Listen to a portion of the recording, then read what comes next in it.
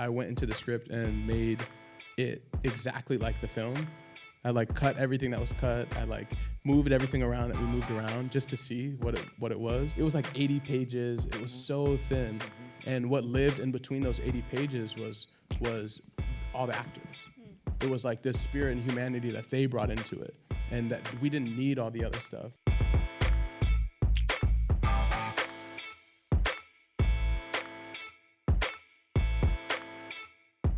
I wanted to throw my first question to you, Malcolm, and also Virgil, because one of my absolute favorite things about adaptations is you get the opportunity to honor iconic source material, but you also get the chance to evolve it in a way and make it your own. So what space did you find in the original play that you two thought you could fill in a way that was unique to you as storytellers?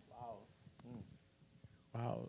First, thank you for coming and seeing the film and engaging in the conversations. It's a deeply personal movie, so it means a lot. I think that we found ourselves. Oh, the credits are still going. Mm-hmm. Great people, all these people, great people. Shout out to these people.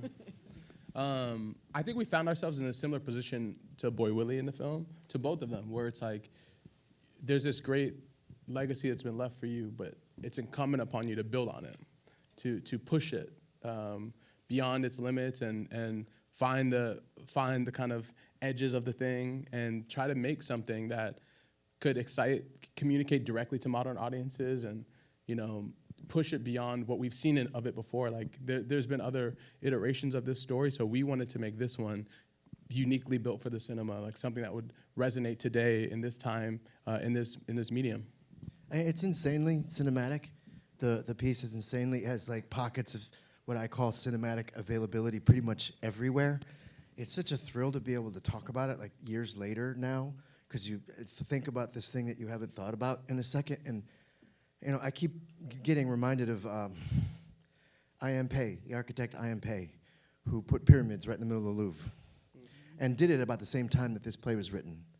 And he did it, and what he did was he accommodated for more light, and he accommodated for new crowds and bigger crowds, and this structure that was already perfectly symmetrical, like the conflict between these two characters, which is insanely symmetrical, and in its story architecture, it's perfect. It's classical. And this man put these pyramids there, and now, after letting in more light and accommodating in more crowds, this structure can serve a new function. And now, every generation from this day forward will recognize those pyramids as part of what this iconic, and it's still the Louvre, but now it's a museum instead of a palace. So I keep thinking about that. The endeavor was not dissimilar to that. Beautiful visual right there. I had one more question I wanted to ask the two of you about putting this together, because there was something in our press notes that caught my eye. One of you had said it was like taking an engine apart and putting it back together over and over and over again so that we could get it running right. And that was making me wonder, what would you say is the biggest difference between draft one of this screenplay and the finished film everyone just watched? And the finished film? Black Jesus.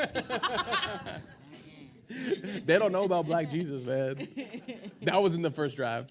You know what? From the first draft to the finished film, the truth is it found its soul, it found its spirit, and that lived in the confrontation and acceptance of us putting ourselves into it personally. So on the page. I actually did this. I went back. When we were in post, like right before we finished, I went into the script and made it exactly like the film. I like cut everything that was cut. I like moved everything around that we moved around just to see what it was. And it was like 80. I sent it to you. Yeah. It was like 80 pages. It was so thin. Mm-hmm. And what lived in between those 80 pages was all the actors. It was like this spirit and humanity that they brought into it, and that we didn't need all the other stuff. And ideas that we had that we threw out lived in their performances, in their eyes, and their movements, and their actions, and their behavior. And so it was an amazing endeavor to adapt it on the page, but watching the actors bring it to life and put the spirit into it, that's now we look back and see all of our work in it. I read our outline today. I went back and read our first outline today, and we put during the Parchment Farm sequence, you want to know what we put? We put Atlanta Burns. Yeah. That's what we put. Yeah. Because we had iterations and iterations, and what ended up happening was these people on screen. Oh, I'm going to get to this exceptional cast in just a second, but Malcolm, I have to stick with you for one more moment here because this is your feature directorial debut, which like doesn't fully compute in my brain. It's just definitely applaud for that. It's just such assured directing. I got a two-part question about making your feature debut here.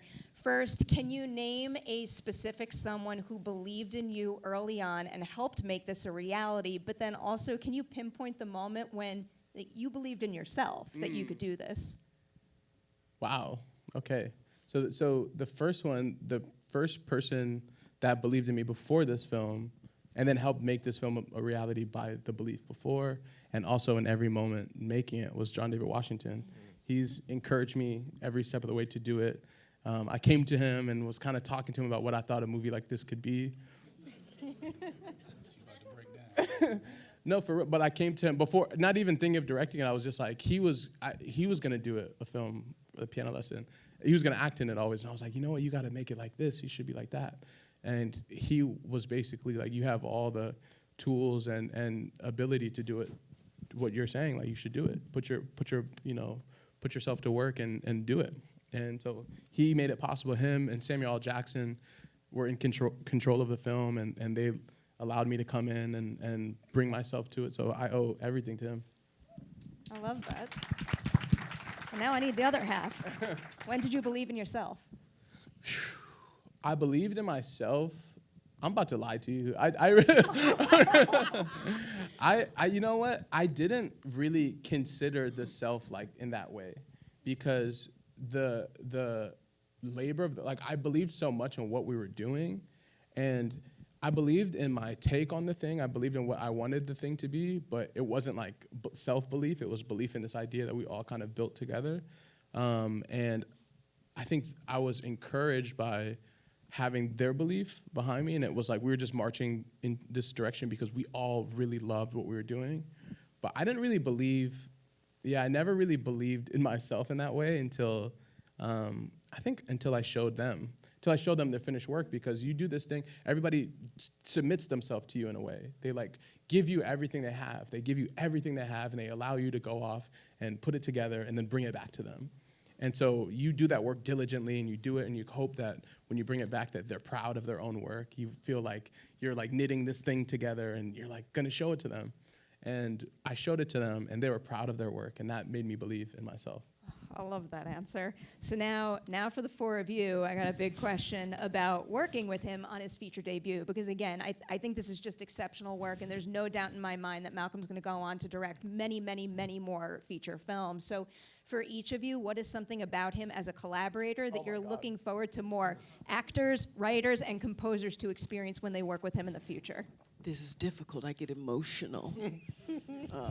That's what they're talking to me. I'm like my spirit. Oh man, Malcom. Oh God, what does he do? He's just open. He's a vulnerable, loving director. He creates the space for you to be your full self.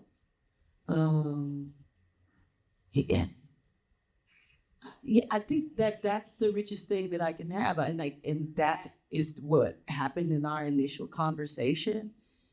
I don't know. I didn't see any of past stuff that Malcolm had done. It was just two people talking about art, talking about books, talking about spirituality, talking about these things that connect us as humans, and yet we're very present in the things of the film. And I allow myself to be open to that. He sets a vibe. He's a walking vibe, right? And that's just what, and that allows you to trust him with. I can't do anything I don't trust him. Anything. Whatever you want. All of this stuff. Walking vibe. I feel like that's one of the highest accolades.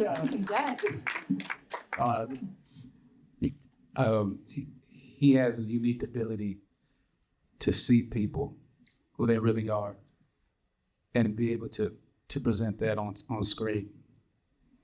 It was a very masculine play. There's a lot of men talking at this woman. and how he was able to see everything she was going through, her character, but also everything that Danielle's going through. It was a magic trick, really. And I think that's his ability to see artists, to see his actors, and know what to put up there. I think it's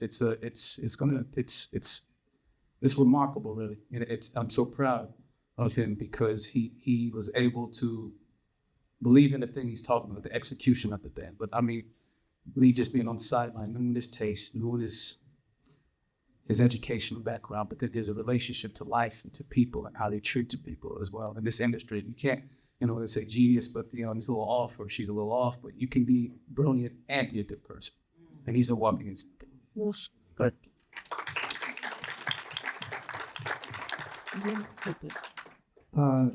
me and Mal wrote this thing like shoulder to shoulder, and that's my friend now. Like, there's certain things that you can't imagine happening to you, certain things you cannot. And having a friend come out of the work is something is quite a blessing. And writing is a super intimate thing. And we went out, have a place out in Palm Desert, called the House of Criminal Minds bought. And when I dip out there to go work, and so we would disappear for days at a time. And Muscular House guests, like, you didn't know he was there. Bed would be made, laundry sheets would be washed, like everything would be like, you wouldn't even know he'd been there. Sorry. And this, I don't know, his work ethic, his kindness, his generosity. I mean, he's the easiest person to love. And that, to watch that happen and get put on the page, and then like we went on strike, so I didn't get to be on set. And then I know that he brought it, and it's still here. Like, he'll be very modest about it, but he set the tone. The director sets the tone for all of that. And this dude started with love, and like, it's still, I'm blessed to be up here with these people, and it's because of him. So I love them. That's what I take away from God.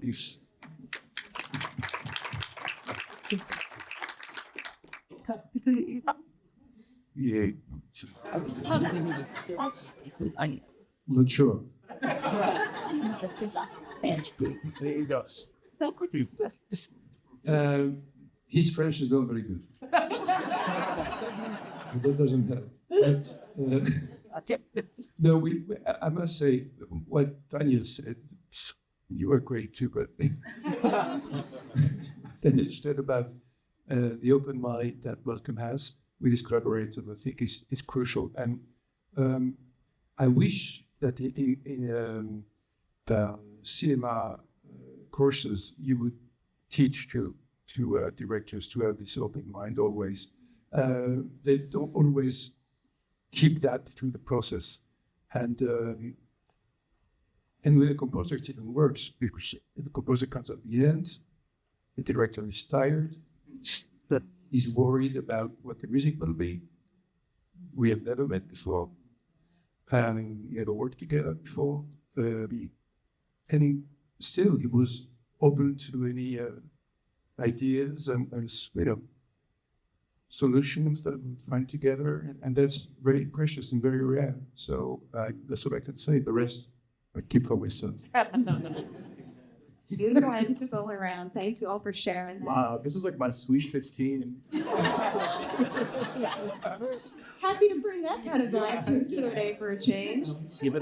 John David, I'm coming back your way now because we have to talk about the fact that you played Boy Willie on stage on Broadway. So when you're playing this character for the screen, what are some of the new qualities in him, or maybe the story overall, that you're able to find by exploring him and it via a different medium?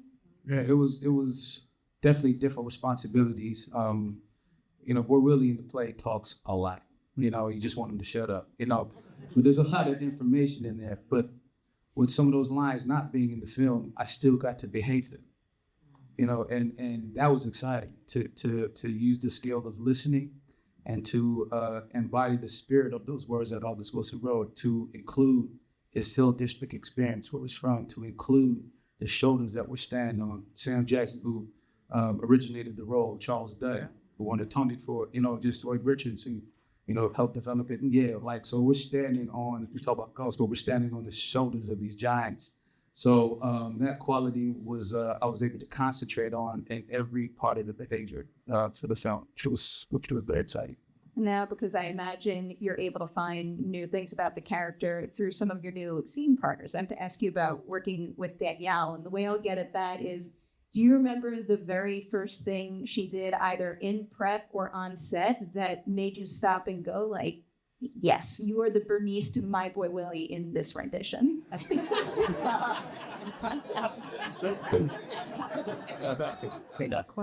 lot, in between action and cut, but most of my information came from, in between takes, like just so. But no, no, I mean, she's a force of nature, and every take, right. He's one of the greats, honestly, and it was interesting. It's like I feel like when everybody got to see this performance, like, yeah, I was there. I'm gonna be able to tell that I was in the same way with Malcom. Like when they discovered him, like I was there. I remember.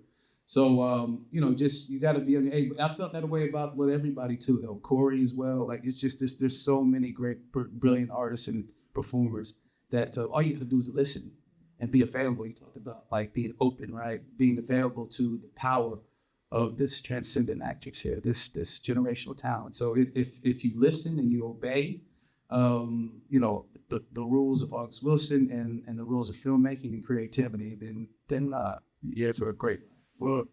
All right, Danielle, speaking of what a force you are in this, I wish we had enough time to break down every single scene that you're in because every single beat is pretty epic. I'll stay after. I'll do it. Honestly, that would make my night. At least for the stage portion of the conversation, here's how we'll get at that. Of all of the scenes in this movie, going into filming, which did you think was going to be the most challenging for you? And ultimately, was it, or did something else catch you by surprise? The fight, the big fight. I didn't think it was going to be the most challenging. The entire film is challenging, and that the weight is from the top to the bottom, right? But the fight is where Bernice and Boy Willie discover that their concepts of land, be it earthen, and their concept of space, be it otherwise, or the creation of what they're longing for, is much more coterminous than they both had it conceived. And to battle within yourself, to battle across time with history and trauma, to battle in front of each other with the present, and to come to grips with, the potential of your error or incorrectness or revelation is a peculiarly challenging scene, human emotion examination to portray. And it's one of the most heated experiences in the act of filming it because it's so heavy, it's so uproarious, it's so choreographic and in nature, and yet we were deeply supported all the way around. So it's just a lot of fire in that experience. That was such an amazing day to watch them work. There was both of you came in like ready to go, and I remember. When you're shooting something like this, that sequence frame, when you come down, go into the kitchen, then come back in the living room into the fight where you all run upstairs, that's probably like 7 pages, 8 pages. So it's a lot. It was a lot, and you have to break that stuff up, But they're like athletes. Like they came in like lions, like ready to go, and it's so interesting when you have to break it up in that way because there's just certain nuts and bolts of filmmaking you have to shoot this thing, it's a movie. So you're trying to like keep the keep the fire going, but then keeping the reins on it because we have to get to the next part. The next part you have to get there. So watching how they both prepared for that was a masterclass, and watching actors prepare and then be present because they work in different ways and they brought different things out of each other in such a wonderful way. Like John David would do something in a take, and Danielle has to respond to that. You're in the moment, you have to respond to it. And they were both so generous with each other. Even when we were on, the camera was kind of on both. We'd always play with both, so you're on all the time. But even when it would be on John David, Danielle would give it like it was her close up. And when it was on Danielle, John David would give it like it was his close up. To the point where sometimes we'd be, whoa, let's get to that close. It was so amazing watching them give so much to each other. One of the best qualities to have with a scene partner. I love hearing that. And for a filmmaker, it's like what that brings, because you got two dogs going in, what that means to the dolly grip is off point. The first AC is not missing anymore. Everybody's like, their level is raised. Like everybody's on point. All right, Alexandre, I'm coming your way. Probably no surprise. I want to ask about incorporating piano into your score here. What is the key? What is the key to making it always feel present throughout the film, but while not overdoing it so it takes away from how profound the moment is when Bernice finally plays it? Key of E sonata. No, when we started with Malcom Washington, the first thing we said is no piano. Yeah. We looked at each other and nod like, yes, we shook hands. Piano lesson, no piano. And of course, the first piece I sent to Malcom started with what was your question? Making it feel present, but making that moment feel special. Yeah. Well, I don't know, but to score is to me to respect the actors and listen to what they say and how fast they say it, slow they say it, in what range of the voice. Sometimes I don't even watch the picture anymore, and I'm listening as I'm doing now, and trying to find how the music that I write can need to read completely with what they do. Like if I was dancing with them, and when it's a movie of that style where you're almost in a room or in a house. Rico, say Rico, Janois, Dan, it's French. And you need to be really careful because you have to be able to leave them space to their characters.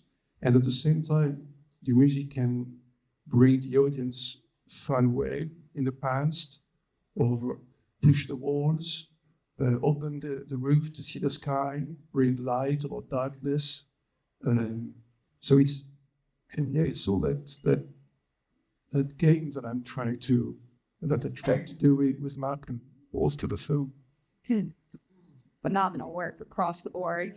I have to wrap with you. I'm going to end with probably an overly sincere group question for everybody, because I've gotten a little obsessed with this idea since I was talking to a director and made a point to tell me how much it meant to him to see his cast and crew have so much joy on set and take so much pride in their work. So can you each pinpoint the single day or moment of working on the piano lesson that brought you the most joy as an artist?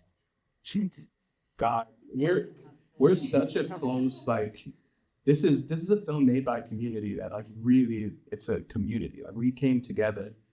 Some of us obviously were already together, but it's such a personal, like, intimate experience that we shared together. So that's such a challenging question, because, like, when I close my eyes and I think of, this is 4 years of my life, this is 4 years that I committed everything I had to something. And when I close my eyes and I think of that period, I think so deeply of the moments on set. An hour before we shoot, and we rehearse every day for an hour before we shoot. And it was like, the routine was like, I'd be in this space and the actors would trickle in and everybody would kind of like start their morning routine and just talk to each other. It didn't feel like you were at work. It felt like you were like setting up the cookout, and like you're waiting for your cousin to bring the hot dog buns or whatever. And it was just like, everybody kind of comes in and you look up and you're like, yeah, here we are. The family's together. So I think of those moments. You're like glowing when you're talking about Vegas. I love that. I love that. I love everybody here. Like, I love them. This is a difficult question. Because it's every day. It's every day. You literally want to be there every day when you work.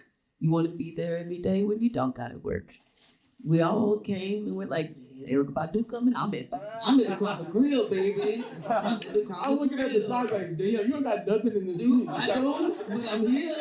You know, you want to be present. We had the whole stunt team showed up that day. Yeah, Glenn, the stunt coordinator, came in an Erica Badu shirt.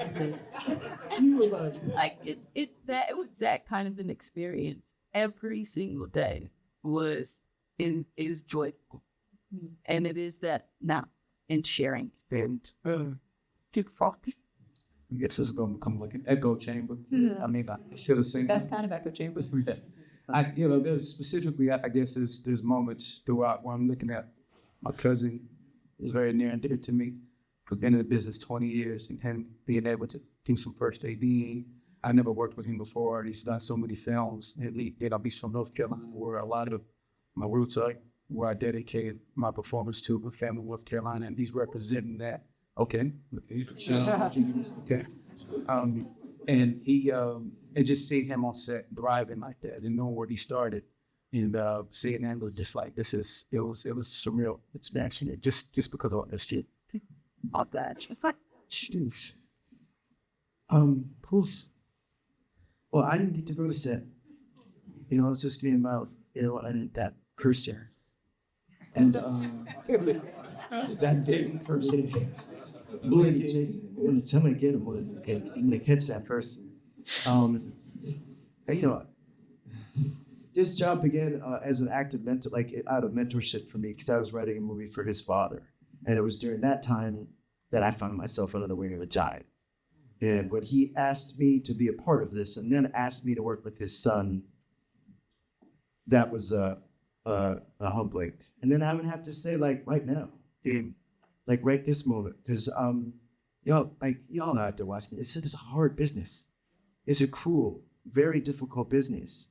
And these opportunities to work with people like this and get this kind of energy, they're just rare. They're rare. So like I cling to like this moment and all the moments that the years coming, like, because the worst part of getting a movie made is getting a movie made. So it's open. You got to give it away, and you've been living with it for a long time, So like, right now, I think the best part for me was to be able to, through a conversation with Malcolm and what the movie was, through Lucas Wilson's text was offering, was to allow me to, through the music and through my education as a classical musician, but also a jazz player, to give tribute to the legends of Afro-American music. But of course, the burden they had, like Billie Holiday or Miles Davis being beaten up in front of a club in New York because he was just smoking a cigarette between two sets, or these kind of things that has been part of my journey as a musician, living with jazz musicians. Even yesterday, by accident, I went online and I found a video that I'd never seen of Jane Coltrane with Wynton Kelly playing with Stan Getz. I've never seen that video. Played Autumn in New York. Please watch it. It's in black and white, and it's just killing me. And when the lives of these giants of jazz, and you're allowed to maybe pay tribute to them, it's Malcolm. Beautiful answer. And beautiful, again, phenomenal first feature, but phenomenal film, period, no matter what. And every layer of this movie is just absolutely exquisite. Thanks for being here tonight. Thank you all. Thanks.